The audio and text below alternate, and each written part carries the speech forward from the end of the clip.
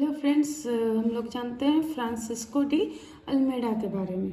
अगर इनके बारे में कहा जाए तो भारत आने वाले पहला पुर्तगाली वायसराय फ्रांसिस्को डी अल्मेडा थे और इनका कालक्रम 1503 से 1509 एडी में था। ठीक है, इसके बाद अगर हम लोग बात करें तो भारत में पुर्तगाली व्यापारिक साम्राज्य को स्थायित्व इन्होंने दिया। भारत में पहले से व्यापार कर रहे थे मिस्र, तुर्की, ठीक है, और एक अरब। तो ये सबसे इनका प्रतिद्वंदिता था। अल्मेडा ने नौ सैन्य शक्ति को बढ़ाया और समुद्र में, ठीक है, समुद्र में पुर्तगालियों की स्थिति भी मजबूत की। इसके लिए उन्होंने समुद्र नीति प्रारंभ किया। अल्मेडा ने भारत में ब्लू वाटर पॉलिसी यानी शांत जल की नीति को प्रारंभ किया और इसमें भारत में पुर्तगालियों की प्रमुख प्रतिद्वंदी थे मिस्र, अरबियन और तुर्की। अब इसी में क्या होता है कि 1508 में चोल के युद्ध में गुजरात के शासक, ठीक है, ने अल्मेडा को हराया, पराजित किया था और 1509 में हिंद महासागर में फ्रांसिस्को डी अल्मेडा ने एक गठबंधन सरकार था जिसमें मिस्र, तुर्की और गुजरात था।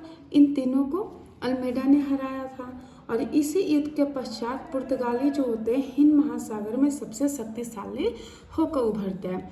दूसरे अगर हम लोग पुर्तगाली वायसराय के बारे में बात करें जिनका नाम है अल्फांसो डी अल्बुकर्क।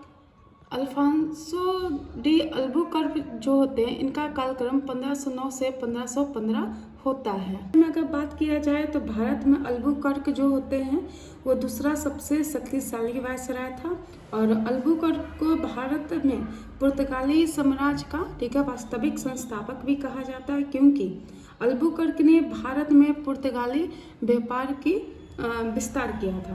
अब 1510 में अल्बुकर्क ने बीजापुर के जो शासक थे यूसुफ आदिल शाह, ठीक है, तो इनसे गोवा को जीता था और अल्बुकर्क के काल में ही भारत में ईसाई धर्म की और ईसाई स्कूलों की भी स्थापना हुई, प्रचार हुआ और इन्हीं के काल में क्या हुआ था, भारत में पहली बार ईसाई स्कूलों की स्थापना भी हुई। अल्बुकर्क ने अल्मेडा के, ठीक है, ब्लू वाटर पॉलिसी यानी कि नीले पानी की नीति को प्रतिबंधित कर दिया और उल्लेखनीय कहा जाता है कि अल्बुकर्क जो होते वो विजयनगर के महान शासक कृष्णदेवराय के समकालीन थे और अल्बुकर्क ने विजयनगर साम्राज्य से अच्छे संबंध भी बनाए थे और कृष्णदेवराय ने पुर्तगालियों को कर्नाटक के भटकल में एक किला बनाने की अनुमति भी दी थी। अल्बुकर्क ने भारतीयों को भी अपनी सेना में नियुक्त किया है, ठीक है, और इस प्रकार कहा जाता है कि अल्बुकर्क ने भारत में पुर्तगाली साम्राज्य की मजबूत नींव में भी अपनी भूमिका निभाई है। अल्बुकर्क जो है पुर्तगालियों को भारतीय महिलाओं से विवाह करने के लिए प्रोत्साहित भी किया है और अल्बुकर्क ने ही भारत में पुर्तगाली बस्तियां बसाने पे भी जोर दिया और भारत में पुर्तगालियों की अगर दूसरी कंपनी कहा जाए, ठीक है, दूसरी कंपनी तो ये कन्नूर में बनाया गया है। कहाँ? कन्नूर में।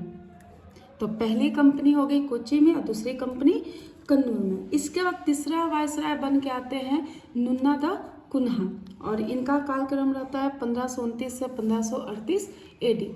इनमें होता है कि नुन्ना द कुन्हा भारत में तीसरा शक्तिशाली पुर्तगाली वायसराय था और 1530 में, ठीक है, गोवा को इन्हीं के काल में पुर्तगालियों की स्थायी राजधानी भी बनाया गया था और 1961 में अगर देखा जाए तो पुर्तगालियों ने गोवा पे शासन किया, ठीक है, और नुन्ना ये कहा जाए तो 1961 में पुर्तगाली जो थे वो गोवा पे शासन किए थे। नुन्ना द कुन्हा जो थे भारत में पुर्तगाली व्यापार के लिए, ठीक है, व्यापार का भी विस्तार पे बल दिया है और इन्होंने मद्रास में संथोमी, बंगाल में हुगली और दीव जैसे क्षेत्रों में व्यापारी कोठी की भी स्थापना की है। इन्हीं को पूर्वी तट पे व्यापार के विस्तार के लिए भी श्रेय दिया जाता है, ठीक है, कि पूर्वी तट पे नुन्ना द कुन्हा के वजह से ही व्यापार और ज़्यादा विस्तार किया और इनके समकालीन गुजरात के शासक थे बहादुर शाह, जिनके साथ नुन्ना द कुन्हा और गुजरात के शासक बहादुर शाह के साथ इनका संघर्ष हुआ है। अगर बात किया जाए तो पुर्तगालियों ने ही हुगली में अपना स्थायी व्यापारिक कारखाना भी बनाया था अकबर की अनुमति से। ठीक है, अब यहाँ पे हम लोग देखते हैं कार्टेज प्रणाली। तो कार्टेज प्रणाली जो है, तो भारत में कार्टेज प्रणाली की शुरुआत जो हुआ था पुर्तगालियों के द्वारा की गई थी, और कार्टेज पद्धति को वास्तव में हिंद महासागर एवं अरब सागर में शुरू किया गया था। कार्टेज वास्तव में हिंद महासागर में एक व्यापार करने के लिए एक परमिट था, यानी कि इसमें कहा जा सकता है कि पुर्तगालियों के अलावा जो कोई भी यदि हिंद महासागर में व्यापार करता है तो उसे एक शुल्क अदा करना पड़ेगा, और इसी को कार्टेज प्रणाली कहा गया था। कार्टेज लेने के पश्चात अरबी एवं भारतीयों को, ठीक है, गोला बारूद एवं काली मिर्च, यहाँ पे अरब भी है, ठीक है, अरबी एवं भारतीय को बारूद एवं काली मिर्च के व्यापार पर प्रतिबंध लगाया गया था। ठीक है, अरबी एवं भारतीयों को रोक लगाया गया, और साथ में मुगल बादशाह अकबर ने भी पुर्तगाली की कार्टेज प्रणाली को स्वीकार किया था। अब अगर हम लोग बात करें ब्लू वाटर पॉलिसी यानी शांत जल की नीति और कार्टेज प्रणाली में अंतर, ठीक है, तो अगर ये दोनों में बात करें तो ब्लू वाटर पॉलिसी जो होता है, तो नौसेना को इतना शक्तिशाली बनाना था कि हिंद महासागर में पुर्तगाली जो है वो सबसे शक्तिशाली हो। ठीक है, और कार्टेज प्रणाली कहने का मतलब एक परमिट है, और हिंद महासागर में व्यापार करने के लिए एक परमिट लेना होगा, यानी एक शुल्क अदा करना होगा।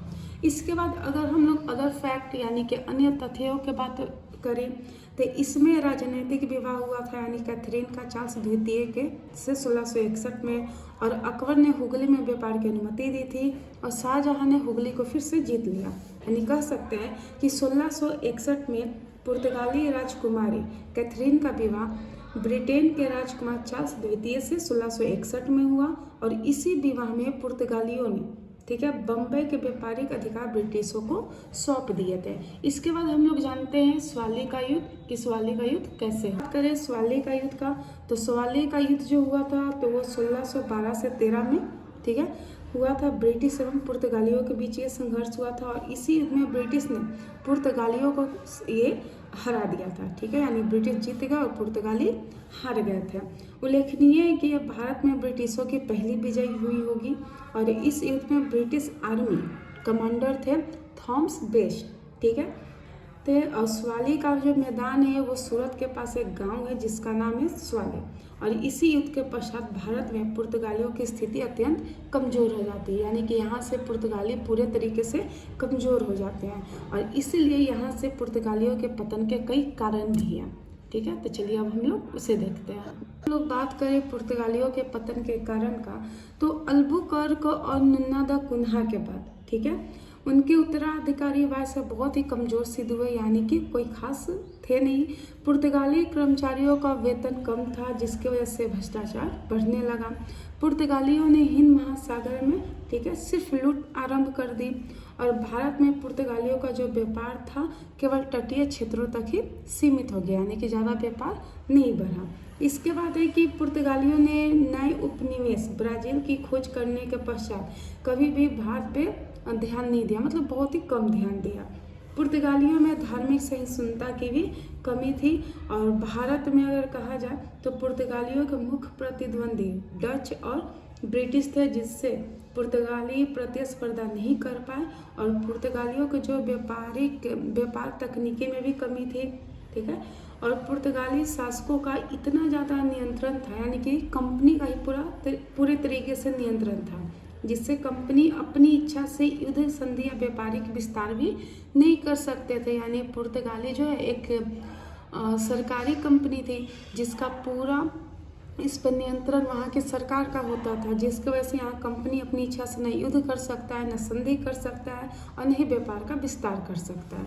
इसके बाद हम लोग जानेंगे कि पुर्तगालियों का भारत में क्या क्या योगदान रहा है। तो अगर हम लोग भारत में पुर्तगालियों के योगदान के बारे में बात करें तो इनका भी बहुत अहम भूमिका रहा है। बारे में अगर हम लोग बात करें तो पुर्तगालियों ने भारत में स्कूल एवं कॉलेज की शुरुआत की थी। गोवा में पुर्तगालियों ने पहली बार, ठीक है, 1556 में प्रिंटिंग प्रेस की स्थापना की, और इन्होंने जहाज का निर्माण को भी आगे बढ़ाया, जहाज निर्माण उद्योग को भी बढ़ावा दिया है, और भारत के साथ साथ जापान का व्यापार शुरू करने का श्रेय भी पुर्तगालियों को ही दिया जाता है।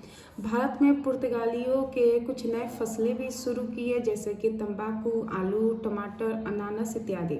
ठीक है, पुर्तगालियों के द्वारा ही भारत में पुर्तगालियों ने नए वास्तुकला गोथिक कला की शुरुआत की थी। तो इस तरीके से पुर्तगाली का उदय होता है, पुर्तगाली का पतन होता है और पुर्तगालियों का भारत में योगदान है। और अगले लेक्चर में हम लोग डच, ब्रिटिश ये सब के बारे में जानेंगे।